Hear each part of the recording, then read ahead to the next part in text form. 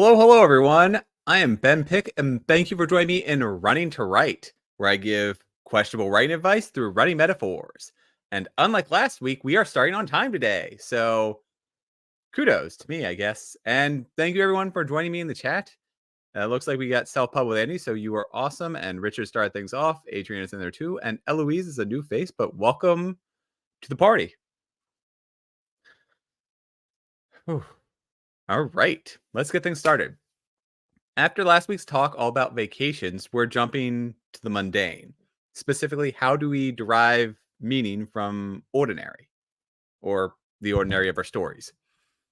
Or more specifically, taking this another step further, how can we make our characters' regular lives interesting?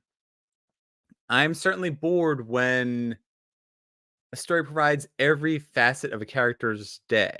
They wake up, choose their clothes, eat a bowl of cereal, look in the mirror at themselves for a disturbingly narcissistically long amount of time.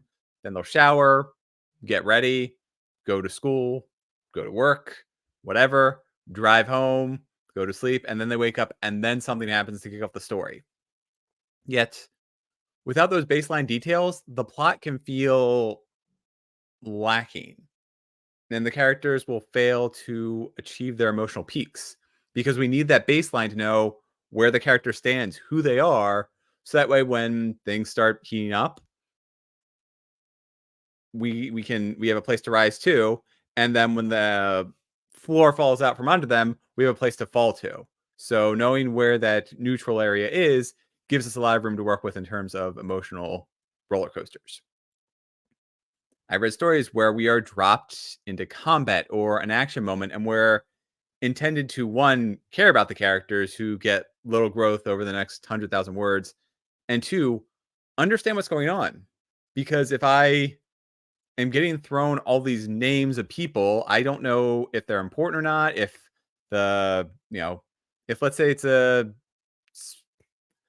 I don't know, an all-out war or something. We don't need to know if the main character, the person who seems like the narrator, how important they are, or if they'll be dead by the end of the chapter, and we'll kick it off with the real story, or if the person beside them, fighting alongside them, is important to anything.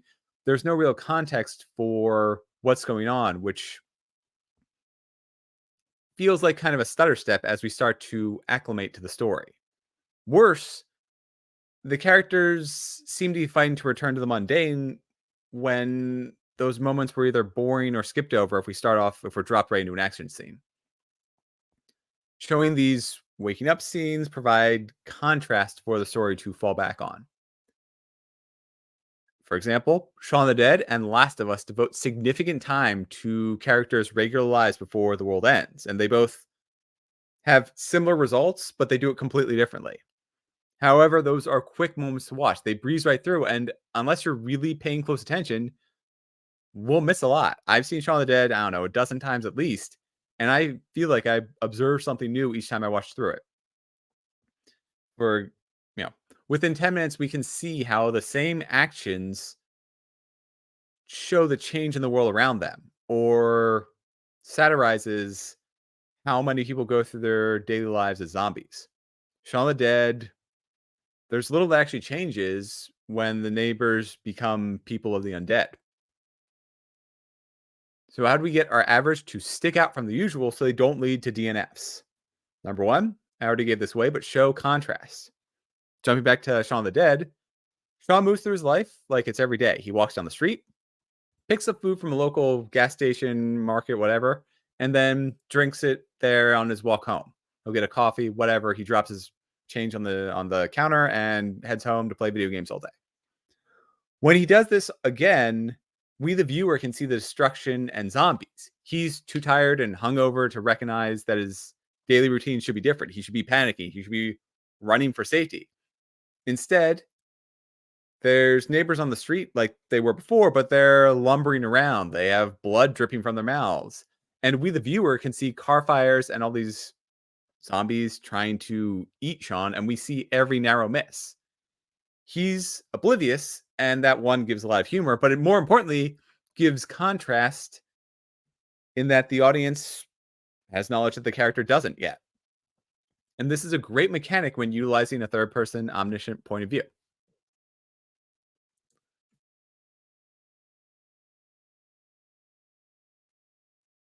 Those episodes. Oh, there we go. Fair enough. Yeah, sorry, I brought up Last of Us, and there's a bunch of conversations about how people need to watch it. It was a fantastic show. Ooh, and it looks like Eloise has an upcoming book, which looks fantastic. So I'll have to check that out after this is over. So good luck on your book debut, on your book publication. There we go. So, oh, book launch. There we go. Book launch is tomorrow. So everybody, I'll leave this up a little bit longer then. Check it out at that on Amazon. It looks like her book is coming out tomorrow, and hopefully there's going to be a crazy party. So I will have to check back in when I'm all signed off here. Yep. So yeah, people are agreeing with me, and cool. But let's bring the link back up. I'm sorry I dropped it out.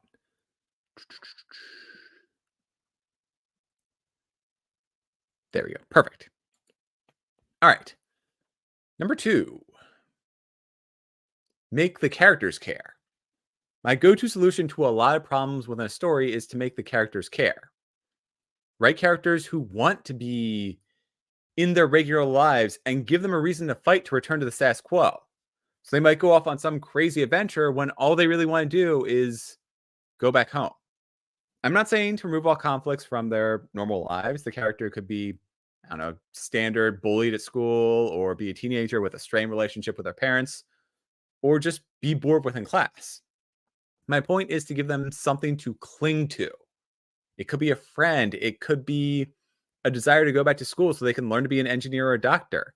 They could care about coming home safely. Also, they can sleep in on Saturdays or play with their dog.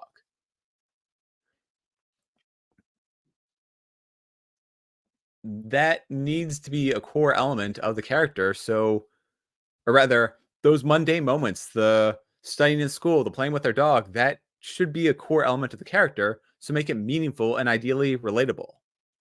Sure, there's something to be said for a spiteful teenager character who learns to be nicer to their parents after surviving a dangerous adventure when no one else is taking care of them and washing their clothes and doing whatever. But that feels more like the lessons that they've learned through their adventure, through their story. Maybe have them care about saving the world so they can go back to their regular life, and maybe they have a video game that they're having fun with and they want to just beat it. Or they want to go back to sleeping in their Tempur-Pedic bed instead of sleeping in a sleeping bag on the hard earth. Number 3, develop characters. These mundane moments can show us who the characters are, and more importantly, they will give us a reason to want to follow them on a journey. Are they love struck? Are they dreaming of adventure? What are the struggles inherent or boiling just beneath the surface in their otherwise mundane lives? How can we give depth by defining who the characters are so that way we can hook the readers in? There's a lot more going on in that first chapter, which, that hooking chapter, than just a person waking up, going to the bathroom, getting ready for school, and heading out. This has the added bonus of showing how much the characters have learned and grown by the end. So we can see baseline character and then where they get to at the end of the story, whether they learn something or they gain a new skill.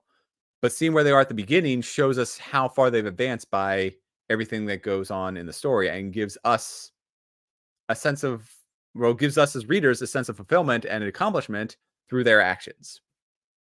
Number 4, set the tone. Our diction, the words we choose, tell readers what story they're reading. I'd be disconcerted if a romance novel started with creepy vibes of a horror novel. I'm not saying it can't, or there can't be crossover genres, but overall it would be unusual and probably go against expectations. A romance reader probably wouldn't expect a supposed romance story to start with the narrator wandering through a basement by some lifelike yet seemingly lifeless dolls whose eyes follow the character as they read from a book bound in human flesh. And sorry, I'm distracted. There's a spider dropping down from the ceiling right in front of me. Anyways, that's the type of thing that you wouldn't expect in a romance story. Spiders dropping from the ceiling onto a character, unless it leads to some kind of meet cute. Anyways, you get my point. What's mundane in a horror is disturbing in romance. Likewise, a horror story where there is a meet cute in the first chapter would be unusual.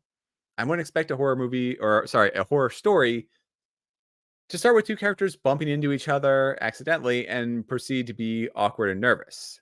In that scenario, for a horror, it'll more likely lead to a hookup, especially if one of the people involved is actually a demon or a murderer. Or if it is some kind of supposed meet cute, then it leads to them exploring an abandoned house or something along those lines to put them into a place where the horror will then unfold. It's not them growing closer. It is them meeting and then bouncing off of each other as they get progressively more and more terrified. And lastly, number 5, boil the water slowly. Before we get started there, I want to just check to make sure there's nothing going on in the chat.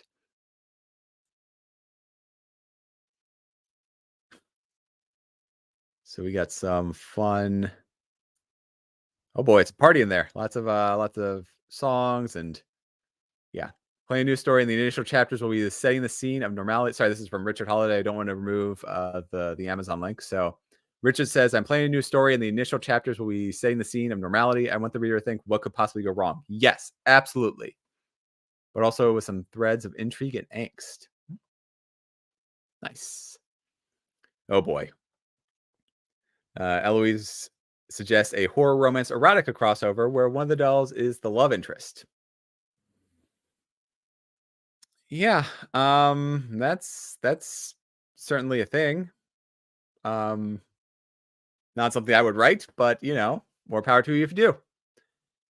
And let's jump back to number 5, last point, boiling the water slowly. I still remember vaguely a line from some terrible movie I watched when I was 10 or so called Dante's Peak. It's about a volcano exploding, but nobody that in the town believes that the volcano was exploding. It's basically like, think about Jaws, but replace Jaws with a volcano. That's the way I can think about it. And so they don't want to leave the safety of their homes because they don't actually believe the mountain will erupt. And they don't want to waste the money to evacuate in an abundance of caution because it's, I don't know, tourist season or something stupid like that. Anyways, the line from the movie that I vaguely remember, so it's going to be paraphrased, but it's an old saying where if you want to boil a frog, you can't drop it right into the boiling water because otherwise it'll pop right out. Instead, you need to put it in the pot, in the water, submerge it, and then slowly raise the temperature until it boils. Because it won't realize what's happening until it's too late. It's a paraphrase based on a 2-decade-old memory, so it's a bit faulty, but the gruesome point still stands. Mundane moments give readers a sense of calm, all while slowly setting the story to boil. My first and second book took 2 different approaches here. First book had subtle tension and escalating situations. However, a lot of readers, and especially my beta readers, didn't like those mundane scenes. I'll be honest, a lot of them didn't get it, and part of that problem was myself as an author. But they had certain expectations, and when those expectations didn't align, they didn't really want to sit there for the boiling slowly moments. They wanted more action when I needed to take the time to develop the characters, the world, and their supernatural abilities before pulling the rug out from under those readers. Now, in my opinion, my second book has more mundane scenes because the characters lived out their regular lives, albeit with powers. Book 1 took them on a journey, and book 2 took place mostly in their regular lives, and they go to classes and they hang out. I mean, that's on the backdrop to a lot of other things that are happening, but because events kept happening, the mundane became more. They weren't just going to class. They weren't just going to a dance. They weren't just hanging out in a library discussing potential threats. They were planning and strategizing and trying to figure out some of the mysteries that are going on. But the biggest difference is that my second book was less subtle about boiling the frog. I added compelling and interesting things from multiple mysteries to a massive fire. The most important thing is to consistently give readers something to stick their teeth into, like teasers for what they want to know more about. We should aim to build mystery and raise new questions into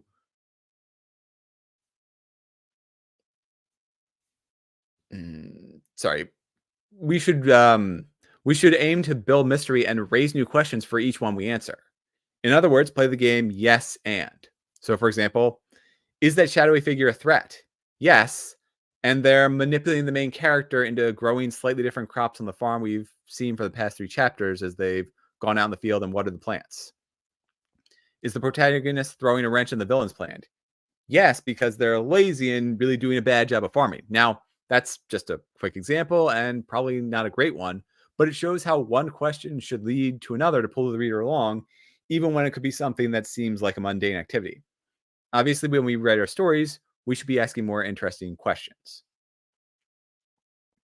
Now, those are my 5 tips to writing the ordinary of our stories while making those. Sorry.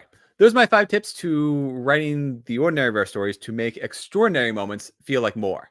That's what I'm trying to say. We want the ordinary to be there so that way extraordinary becomes even higher. Now, before you get going, I do have a nice little bonus here because we are talking about teasers. So I want to show off something. Um, my third book, Eloise isn't the only person who has a wonderful book coming out. I also have one that will be out in probably late March is the date I'm expecting to have the official publication. I am going to have an early copy of my book at AwesomeCon. So if you are in DC and you're at AwesomeCon, just stop by, say hi. I will have my third book available. There will be very limited copies, but that is something that I want to have available as kind of like a special bonus for the biggest conference I'll ever be a vendor at. And I'm really excited that I got into AwesomeCon as a author in Artist Alley. So I'm going to have a special bonus for people if they want to buy all 3 of my books. Anyways, all that to say, I've shown this teaser before. It was at the end of my New Year's episode, but that was 2 hours long. So if you don't want to wait around to skip to the end, this is the teaser cover for book number 3. And next week I'll be off because I'm doing overtime, so I have a recorded video to hold you all over. But the following weekend I should be live, and if I am, I will show the full cover and give you a nice little taste for what is in store for the 3rd book. Exactly. So, yes, down with work. Yeah, but at the same time, that helps pay for my writing habit slash hobby slash addiction. But in the meantime, I am Ben Pick, and thank you for joining me in Running to Write. Let me know in those comments whether you like the mundane in stories or if you skim right over those scenes and want books to start off with an action moment or a fight scene or intense drama, which you don't have any context for. So I'm slightly biased in this moment, but at the same time, teach their own, teach their preferences, whatever. Prove me wrong. I happily encourage you to do so. Now, I post my running and writing progress on Instagram and X as Running to Write, so be sure to follow me and join with your own thoughts. I also do a newsletter that went out 2 days ago. Yeah, on the 3rd, so 2 days ago. Did I survive a dangerous drive back from a snowboarding weekend? I mean, this is a live episode, so yes, and that's that's the kind of personal stories you can find in my newsletter. So I threw a yes and in there just for you. Now, I also give updates on my book progress, which I do here, but there's a little bit more in-depth details for that, as well as the teaser trailer, which I just showed. I showed that, I think, back in January, if not maybe in December, probably January, because I think I didn't have the teaser that I wanted in, or I think there were a couple of edits that they need, so I didn't get it on time for December. But it was definitely in January, so you got a nice little early preview. Anyways, I'm rambling. Let me check in chat to see if there's anything fun going on. Hey, Jordan, thank you for joining us. It looks like your phone is about to die, but do me a favor this weekend. If you are there, can you do a blind talk, true your color? Yeah, sure. So, let's see. Right now, it's you can't really see anything. You can kind of see the title, but the letters are obscured, so you can definitely see that the one of the words is saving, or craving, I guess, if it could be zombies. Either way, there is part of the title is showing, but for the most part, there's it looks like animated wrapping paper, I guess, around the book. So in 2 weeks, I will metaphorically tear that away and show off the full cover, and I will absolutely describe it for you because there's a lot of really cool minor details that I would love to dig into and things that you may or may not notice, but which will be fun to hint at. Anyways, that is everything. So I will see you next time. Until then, let's live. Until then, until next week or 2 weeks from now, when I do this live again, let's live our ordinary lives and find some meaning in our own stories. Good night, everyone. Take care.